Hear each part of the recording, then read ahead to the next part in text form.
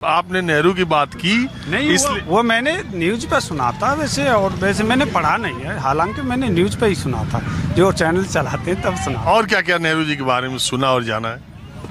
और कुछ नहीं जाना मैंने। अरे मुसलमानों के बारे में, पार्टीशन के बारे में, पार्टीशन में, हिंदुओं के बारे में, सनातनियों के बारे में। पार्टीशन के बारे में क्या कि हिंदुओं का उन्होंने समर्थन नहीं किया था, हिंदुओं के समर्थित नहीं थे, वो हिंदुओं का समर्थन नहीं करते थे, ये चीज़ है। वैसे कैसे आपको लगता है?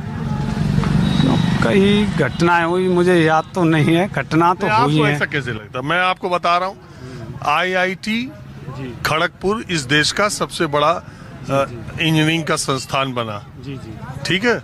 उसका जो लोगो है जी वो संस्कृत में है।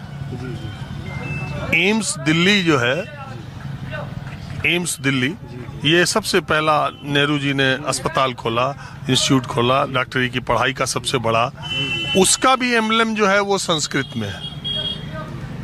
तो जो उस समय के संस्थान वो खोल रहे थे, उस सब का एम्बलम मतलब जो लोगो होता है वो सब संस्कृत में उन्होंने लिखा।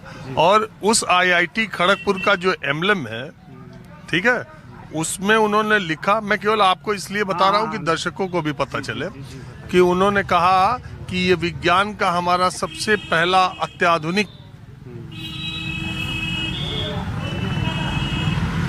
इंस्टीट्यूट खुल रहा है, तो कहीं हमारे बच्चे विज्ञान के चक्कर में अपनी सनातनी संस्कृति को ना भूल जाएं, इसलिए इसको योग से जोड़ दिया जाए। तो उसका नाम, उसका एम्बलम रखा योगः कर्मसु कौशलम।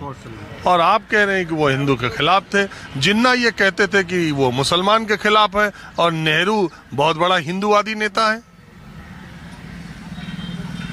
उनकी सोच रही होगी, उस समय रही होगी हिंदुओं के, मुझे नहीं लगता। मतलब ये सोशल मीडिया का देन, व्हाट्सएप का देन है, जो आप तो लोगों तक पहुंच रहा है।